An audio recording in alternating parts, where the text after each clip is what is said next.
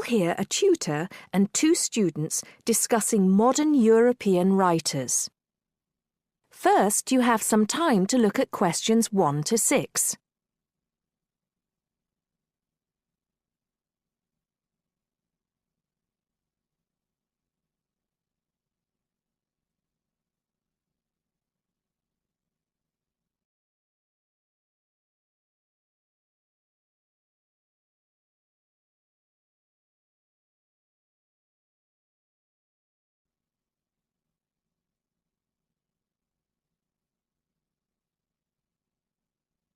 Now listen carefully and answer questions 1 to 6.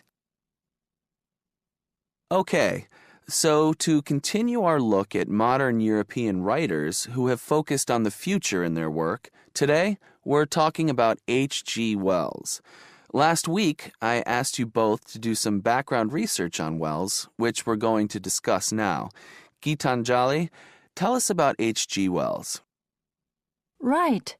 So, H.G. Wells was a hugely successful British science fiction writer, writing at the end of the 19th and the start of the 20th century, and much of his work focused on predicting the future. Jason, do you think Wells was just using the future as a narrative device in his fiction? No. He really believed we can predict the future. In fact, he gave a speech at the Royal Institution in London in 1902 called The Discovery of the Future. And the point he was making was that by looking at what you know about the present and about science, it's quite possible to predict the future. Indeed. Gitanjali, do you think Wells was always optimistic in his predictions? Not at all. In fact, he varied in his predictions from being extremely pessimistic about the future to being optimistic. Interestingly, one theory I read links the attitude in Wells's work to his own health. When he was writing The Time Machine, which was published in 1895, he'd just been diagnosed with an incurable fatal disease. Not surprisingly, the book is very pessimistic, being about a dystopia in the future, a long time in the future, the year 802-701 in fact, where there are two races on Earth, the Morlocks and the Eloi, and the Morlocks actually eat the Eloi. I thought it was interesting, though, that it was H.G. Wells who actually came up with the phrase time machine, so despite being pessimistic, the work has had a lasting effect on our culture. Right. After The Time Machine, though, H.G. Wells didn't die, of course, and his recovery might be why he began to be a bit more optimistic about the future. So that brings us to his first utopia, Anticipations. Jason, tell us about that. Well, Anticipations, or to give it its full title, Anticipations of the Reaction of the Mechanical and Scientific Progress upon Human Life and Scientific Thought, was published in 1901 and was set in the New Republic of the year 2000. Some of the things Wells predicts are fairly close to our reality today, including 24-hour news, global telecommunications, and even a European Union. We'll come back to the accuracy of Wells's predictions a little later. Gitanjali, how was Wells's work received at the time? Well, although Wells was extremely successful, not everyone respected his work or his predictions. Another well-known science fiction writer, Jules Verne, viciously attacked him for works such as The First Man in the Moon, which Verne argued weren't rooted in scientific fact at all. That's right. Now, Wells wrote a number of other utopian visions of the future. Jason? Yes. In A Modern Utopia, published in 1905, his vision was of a world where there's no private property, where everyone has access to wonderful healthcare, and interestingly, where everyone's personal information is stored on cards in a central database outside Paris. Apart from the healthcare, I'm not sure everyone today would see that as a positive view of the future. Neither am I. And, on a similar note, Wells strongly believed in population control, and in The Shape of Things to Come, which was published in 1933, He sees and supports a world where the population is kept at 2 billion. Once again, I'm not sure most people today would necessarily see that as a good thing. Before you hear the rest of the conversation, you have some time to look at questions 7 to 10.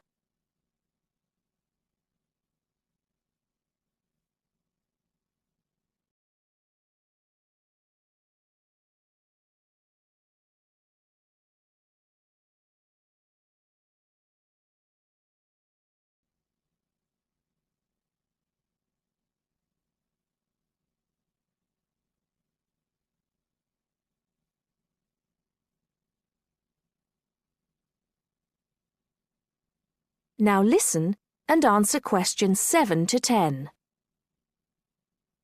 Gitanjali, in your research, did you come across anything about the world brain? Yes, I did. It's actually very interesting. Throughout the 1930s, Wells predicted and supported the setting up of a huge world encyclopedia. And towards the end of the decade, in 1938, he wrote a series of essays called World Brain.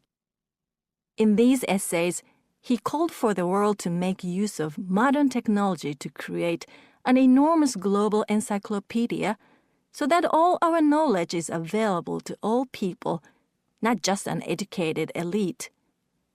Wells envisioned this as probably being on microfilm. He thought it would allow anyone, anywhere in the world, to look at any book or any document. He also thought it would be created by everyone, once again, not just by an elite. Yes, and as you can imagine, many people today say that the internet has basically fulfilled his prediction. Of course, it doesn't use microfilm, but essentially, it does meet all Wells's main requirements. That is the end of part 1. You now have half a minute to check your answers.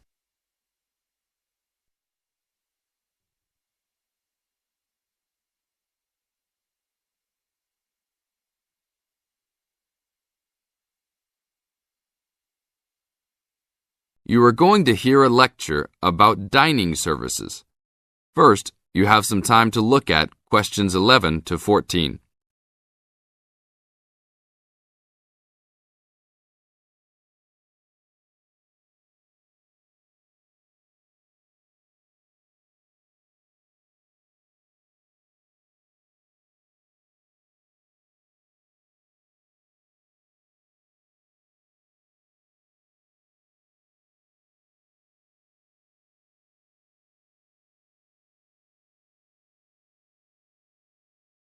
Now listen to the tape and answer questions 11 to 14. Welcome to the Dining Commons. This is the newest facility on campus, and I'm proud to say, also one of the best. I know that all university students miss eating home-cooked food. Well, this year, we are hoping to provide students with food and services that will make you feel at home, even without your family. The administration has been listening to the voice of the students. Students gave us frequent suggestions last year as to how we could improve the university. One of the most frequent suggestions was improving the dining options.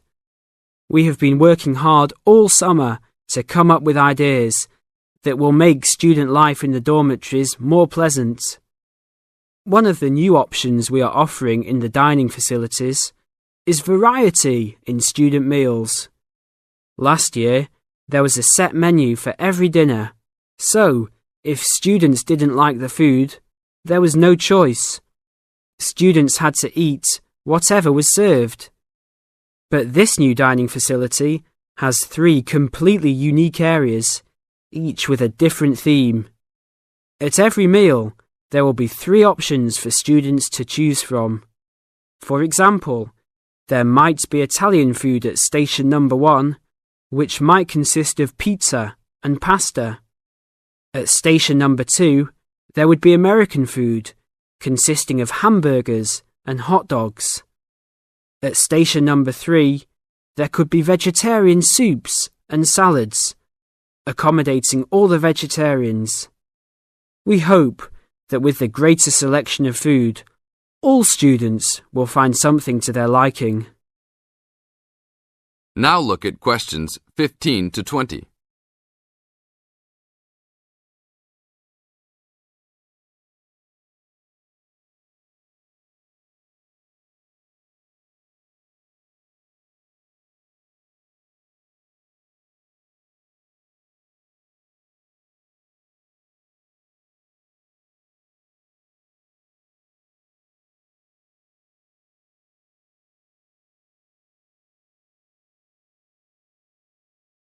Now listen to the tape and answer questions 15 to 20.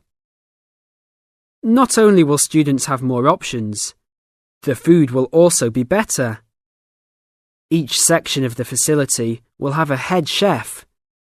These are real chefs that have been trained in culinary school and have been hired specifically by the school to work in the dining facilities. All of the chefs have a speciality. The school is hoping that these chefs will prepare better tasting and more nutritious food. Every student will be able to make suggestions and also give their input as to which menus taste better. Last year, many students complained that the dining facilities didn't have very convenient hours. This year, we hope to change that. We will open for breakfast at 6 a.m. to accommodate all the early risers. In the evenings, we will open until midnight for all the students that like to go for a late night snack. The afternoons will still remain closed, but we will have a student store open that will provide all students with drinks and fruit. The student store will be open every day from 2 p.m. to 5 p.m. Every student that has paid full tuition and dormitory fees has already paid for their dining facility fees. Students can eat at any time and in any amount for free. If you are a student that does not live in a dormitory, you can still purchase a dining facility card. This card will entitle you to the full services of the dining facility. This card is available only for students and is not open to the general public. If you are not a student and wish to dine here, you must purchase meals at the door. There are a few rules to follow. Even though we do not limit the amount of food that can be taken, we do not want students to waste food. Please do not take more than you can eat. Also, every student must clean his or her own trays and plates. We will provide plates and trays for student use, but please do not abuse these items. Please do not leave your plates on the tables. Your parents are not here to clean up after you anymore, so I hope all students will be responsible. Thank you for your attention and enjoy the upcoming year. That is the end of part 2. You now have half a minute to check your answers. We'll hear a talk given by a lecturer to a group of civil engineering students on the reed bed system for sewage treatment. First, you have some time to look at questions 21 to 24.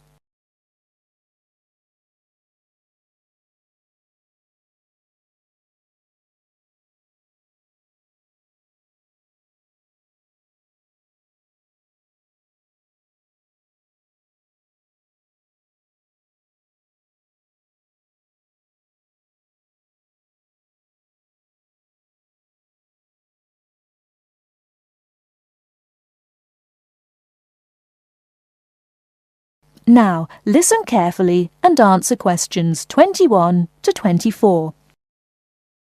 Thank you for inviting me to speak to you today about what is now called the reed bed sewage treatment system.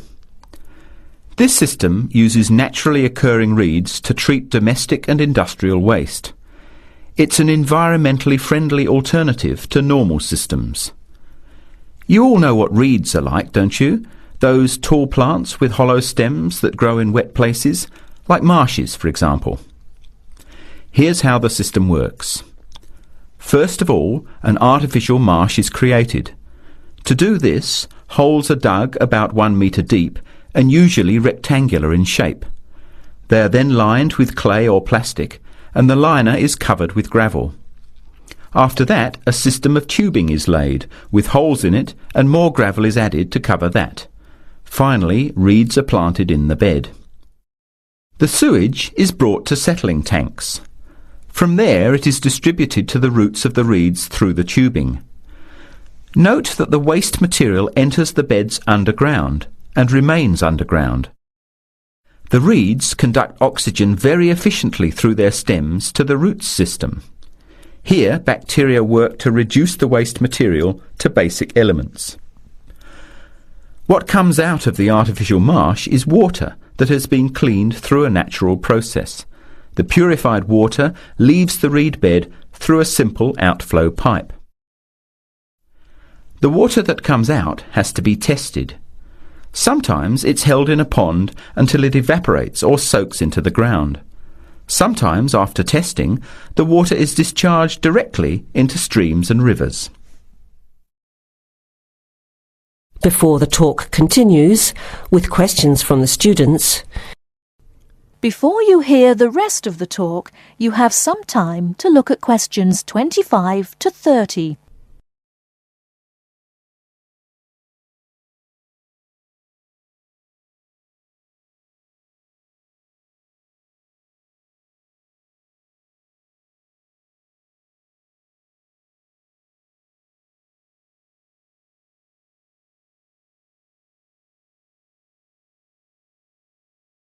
Now listen and answer questions 25 to 30. The reed bed system originated in Germany in the 1970s, and installations have been built in a number of countries throughout the world. To give you an idea of the size and appearance of a reed bed installation, an area of 3 by 5 metres approximately would be adequate for a single house. It would look like a pond overgrown with reeds. There are cities with 150,000 people in Germany whose entire sewage treatment requirements are served by reed bed installations which extend for 10 to 20 hectares. There are two wonderful environmental advantages. First of all, reed bed systems are natural composters. As time passes, high-grade soil builds up in the beds. The soil can be removed and used for agricultural purposes. Soil produced from waste containing heavy metals would of course have to be tested and the toxic material removed by chemical processes. An additional advantage is that the reed bed can function exactly as a marsh, providing a healthy natural home or habitat for waterfowl and other birds, insects, reptiles and mammals. But there are practical advantages to a reed bed system over existing sewage treatment plants as well. At all levels, the cost is lower than for normal systems. Labour costs are a fraction of the costs of a conventional system. Typically, a large-scale reed bed installation will cost 10% less than a mechanical system. They require little maintenance, and unlike mechanical systems, the efficiency of reed beds increases over time. But before we go any further, you must have some questions. Maybe this sounds too good to be true. That's exactly what I wanted to ask. If these systems have so many benefits, why aren't they more popular? Why don't we see them everywhere? As I said, the technology is now almost 40 years old. Demonstration projects of all types have been built and monitored and are slowly convincing regulators of the advantages of the system. But you have to understand that regulating authorities are by nature conservative and resist change. Typically, there's a lot of opposition to these systems by manufacturers and by everyone involved in maintaining the conventional systems. Reed bed systems require fewer staff to operate, so there would be a decline in the workforce. Therefore, unions would resist the change as well. What happens to reed beds in winter? Does the efficiency decrease? The above-ground part of the plants die back in cold weather, but the roots remain alive and active, and the system continues to work just as effectively in winter. As soon as the weather warms up, new reeds appear and grow quickly. Is there a problem with mosquitoes in these ponds? Well, they're not exactly ponds with standing water. The beds look more like a field covered with long grass. The soil is moist, but not like a swamp, so there would be no more mosquitoes than in any other field. Remember, the effluent enters the beds underground and remains underground. OK, let's get into some of the technical details now, and I'll answer questions as they come up. That is the end of part 3. You now have half a minute to check your answers. First, you have some time to look at questions 31 to 40.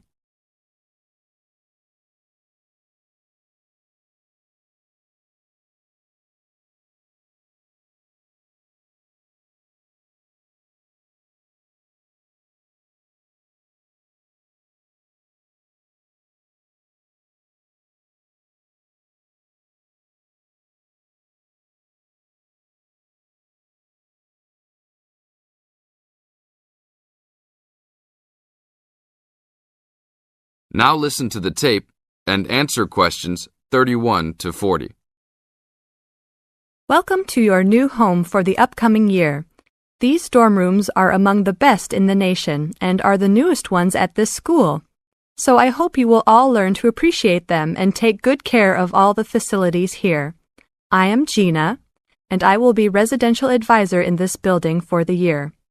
Today I am going to tell you about some of the programs and facilities that are available to you.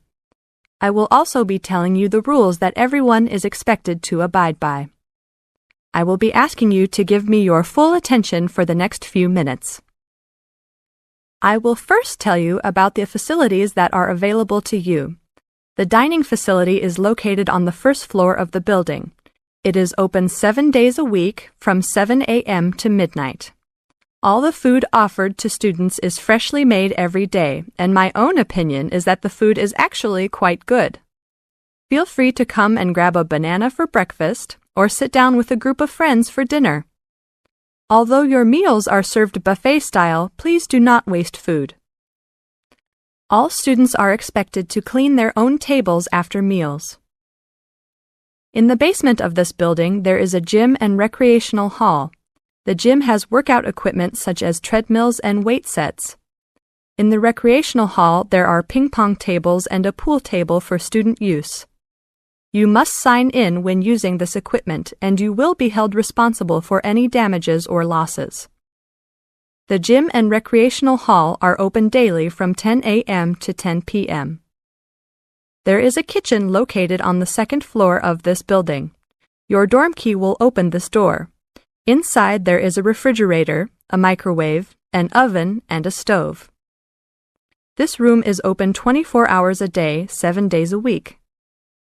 If you decide to cook a meal, please be considerate to all the students and clean up after yourself. You can use some food in here, but please do not make a mess. Some students do end up having their food eaten from the fridge, so be careful. Don't leave anything that looks like it tastes really good. Do not leave pots and pans lying around in the kitchen. Please store these in your room. There are many programs being sponsored by our building this year. One of the most popular is our Saturday morning outings. In the past years, these trips have included going fishing, hiking, cycling, ice skating, and even going to the beach. There will be a listing of scheduled events coming out soon. The university sponsors these trips, so transportation will be provided. However, there are usually some costs associated, though they are usually minimal. Our building also has a volleyball team. All students who live in this building are welcome to join. Last year we won first place in the dorm league. Please sign up at the front desk if you are interested as soon as possible, as there are only 20 spaces available based on a first-come, first-served rule. The last things I want to talk about are the rules of our building. I know rules can be boring, but they are necessary to ensure the welfare of everyone living here. First, noise levels must be kept to a minimum after 11 p.m. Many students have early classes, so for those of you that have the luxury of sleeping until 10, please don't stay up late making lots of noise. Secondly, all visitors must sign in at the front door. Even if you have friends that are regular visitors, they must still always sign in. This rule is to prevent theft and robbery from occurring. Thirdly, alcohol and drugs are not permitted in this dorm in any place or at any time. Lastly, just be safe and have a great time. University is the greatest time of your life, so make the most of it. Thank you all for your attention. That is the end of part 4. You now have half a minute to check your answers.